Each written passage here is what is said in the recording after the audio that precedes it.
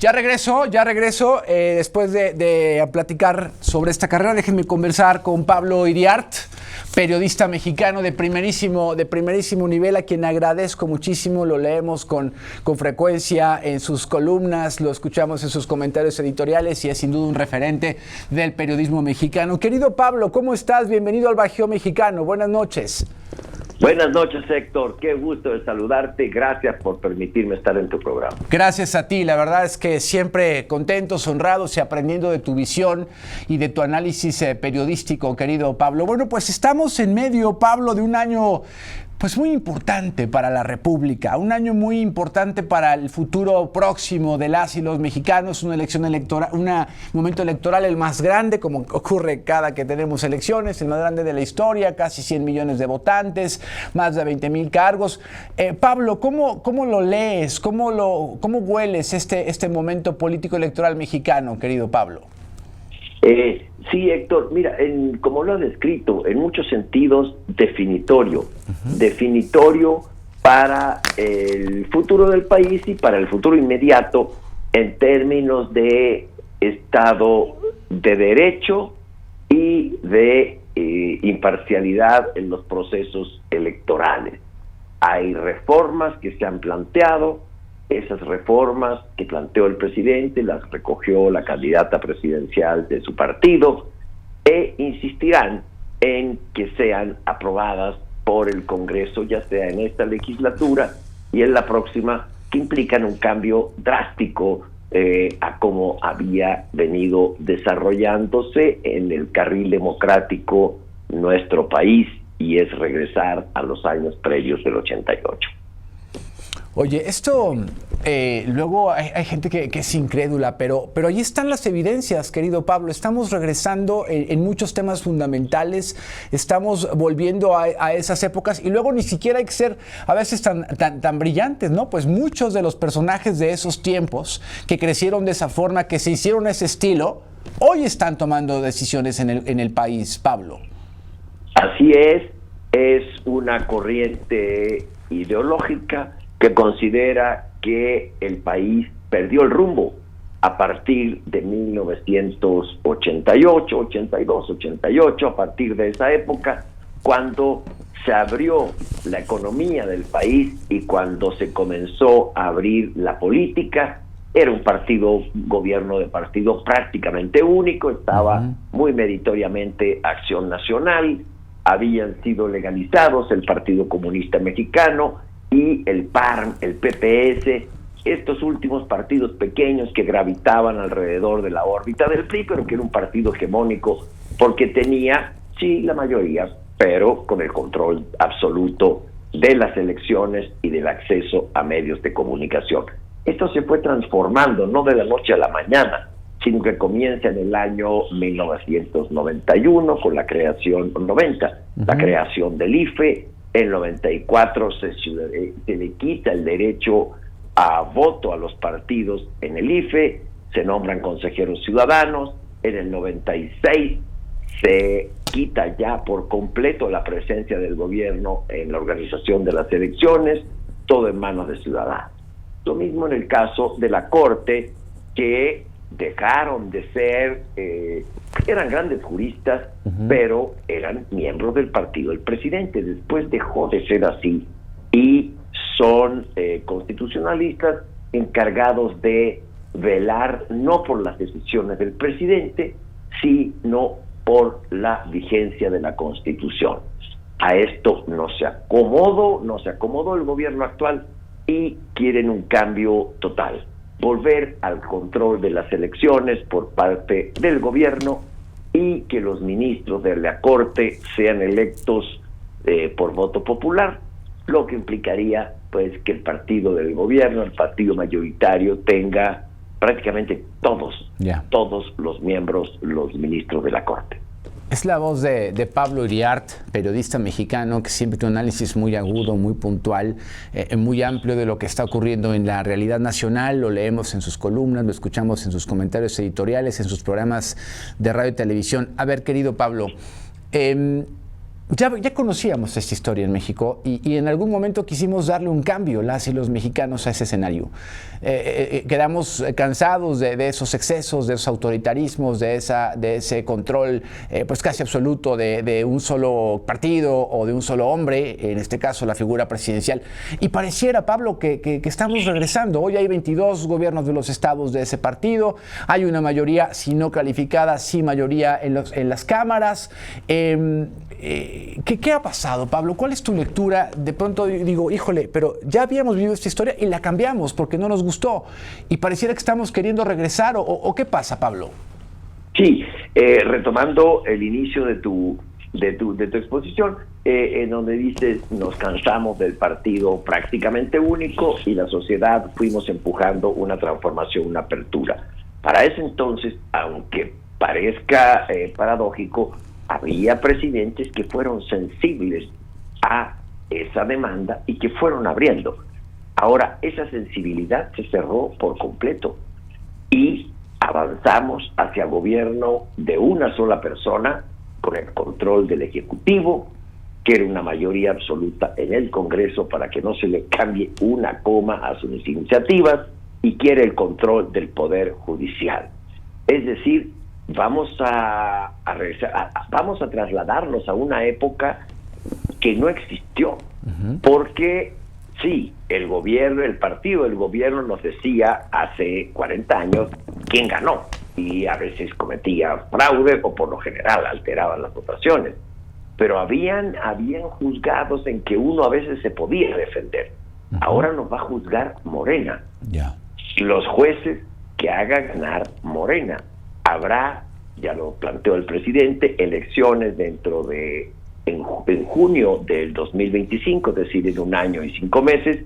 Propone que haya elecciones para elegir jueces, ministros y jueces de distrito, magistrados de distrito. Es decir, se va a partidizar por completo la justicia en el mejor de los casos. Claro.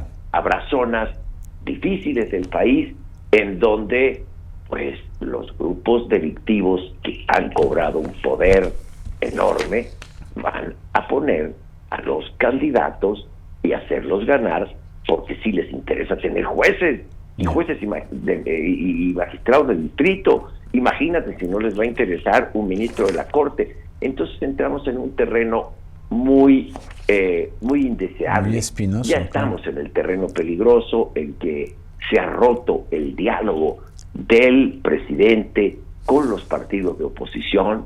El presidente puede reunirse las veces que quiera con la gente de Badiraguato, pero no se reúne una sola vez con los dirigentes de los partidos de oposición para acordar. Y se ha creado un clima de hostilidad y de polarización que va a ser difícil. Va a ser difícil dar marcha atrás o cambiarlo hacia la convivencia que nos merecemos todos, que es la amable convivencia de la pluralidad. Oye, Pablo, es Pablo Iriart, esta voz reconocida en el periodismo mexicano. Pablo, a ver, 2 desafíos hoy enfrentamos los mexicanos. Primero, la intromisión del Estado, porque además ni siquiera la disimulan, ¿no? Está clarísima, todos los días está clarísima. La intromisión del Estado al tema electoral, y por otro lado, lo que citas de la delincuencia, del crimen organizado, también queriendo husmear hasta la cocina en este proceso. ¿Cómo sientes la fortaleza institucional, el avance democrático, pero sobre todo, cómo sientes la participación ciudadana que pensaría yo que podría ser realmente la bandera más fuerte que tenemos las y los votantes para poder frenar estos excesos, por un lado de la delincuencia y por otro lado del Estado mexicano, Pablo? Y la participación ciudadana ha sido un acicate para que los partidos de oposición no se dobleguen ante el poder del Ejecutivo, y que los miembros de la Suprema Corte y de un sector del Poder Judicial sean los que se atrevan todavía a decir no. Sin embargo, la presión del Ejecutivo, un gobierno poderoso que cuenta con un respaldo social y que cuenta con el respaldo de poderes fácticos y legales, y y han tenido hecho una enorme presión. Pero la Corte ha frenado, la Corte y el Poder Legislativo ha frenado desde un Código Penal Federal nuevo presentado en 2019 que nos quitaba a todos las garantías individuales. Luego frenaron el intento de prolongación de mandato del gobernador de Baja California, el señor Bonilla, que fue una operación de la secretaria de Gobernación con los dirigentes, el dirigente del PAN, a quien le pidió extender el mandato del gobernador de Baja California, dijo que no el presidente de Acción Nacional, entonces se fue un subsecretario a operar a Mexicali con $1 millón a cada uno de los diputados de oposición para que cambiaran la constitución local. Eso llegó a la Corte y la Corte dijo que no. Luego se planteó, y perdón que me extienda. No, adelante, Pablo, adelante. Gracias. Luego el presidente quiso que el presidente de la Corte durara 2 años más, extendiera su mandato contra lo que dice la Constitución. Aprobaron una ley secundaria, una ley de mayoría simple para que Saldívar estuviera 2 años más al frente de la Corte. Otro intento por el laboratorio, claro, tendiente a que el presidente de la República se quedara en el gobierno. Crearía un precedente. Bueno, fue el propio Pleno de la Corte quien echó abajo esa intención. Luego viene el que se vaya el presidente o que se quede el presidente. Ese referéndum a que se nos convocó y que la Corte lo frenó y le hizo cambiar la pregunta, porque vimos bardas en todo el país ya pintadas, que siga el presidente, que siga el presidente. Todos esos impulsos para que siga el actual presidente fueron frenados por la Corte. Ahora llegamos a una elección que él, por lo visto, no quería y le ha dejado a su sucesora un plan de gobierno y de cambios constitucionales para perpetuar a un grupo gobernante en Palacio Nacional. Ese es el riesgo. Por eso la presión social, para que nadie se eche para atrás, no importa qué pasado tengas, pero defiendes la República en esto que a algunos no les parece importante y a otros sí les parece importante. Te robo un minuto más, Pablo Iriart. Tu comentario, tu análisis sobre la candidata opositora en este escenario tan complejo, tan adverso, con el poder del Estado metido hasta el fondo. ¿Cómo has visto hasta ahora a la candidata opositora rumbo al primer domingo de junio, Pablo? Mira, lo dices bien, es la candidata opositora, nos simpatice, nos caiga bien, nos caiga mal, estemos de acuerdo mucho con ella o no, pero es lo que hay. Es la abanderada para frenar la ruptura del Estado de Derecho y para regresar un poco el orden a la vida en el país, que está en buena parte del territorio en manos de grupos criminales. Eso no puede ser. Se tomó una fotografía anteayer con el expresidente Calderón en Madrid, y la respuesta inmediata de Claudia Sheinbaum es: ya ven, con ella se va a regresar a la guerra del narco. Bueno, ¿hacia dónde va a empujar el crimen organizado en esta elección? ¿Hacia quien lo va a combatir o hacia quien le sigue prometiendo abrazos? La política de los abrazos fue un fracaso y de continuarse terminaremos por perder al país. Y no hay más remedio que poner mano dura. Xochitl ha tenido miedo de decir eso, pero sí, lo que se necesita, no por vocación, sino por una necesidad apremiante de frenar el avance del crimen organizado, es la mano dura dentro de la ley. Eso me parece importante. Y lo otro, hemos visto este despliegue alevoso del Poder Ejecutivo para insultar e intervenir en contra de las disposiciones constitucionales a fin de bajar las posibilidades de la candidata opositora.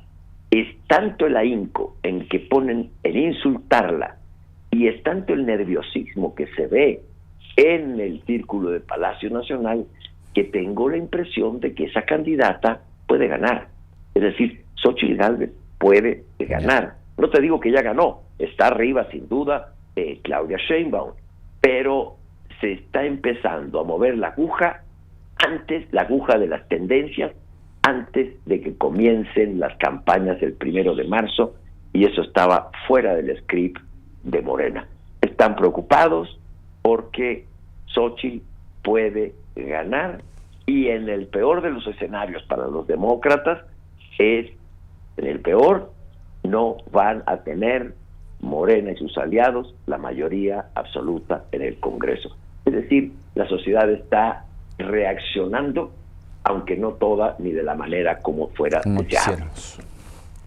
Querido Pablo, pues esto le faltan aún muchos capítulos. Yo te agradecería muchísimo que nos mantuviéramos en contacto. Tu análisis tan preciso, tan cierto, nos ayuda a entender muchas cosas. Y hoy más que nunca tenemos que poner en la mesa, Pablo, en la agenda. Claro, hay libertad de voto y la gente irá con ese ánimo, así lo esperamos, que haya una copiosa votación el día domingo, primer domingo de junio, pero que sea una votación con mucha razón, con mucho cerebro, con menos estómago, con menos corazón, porque este país necesita de un razonamiento profundo y maduro para recomponer muchos temas que hoy están por mal camino. Querido Pablo, te mando abrazo y si me lo permites, te sigo buscando.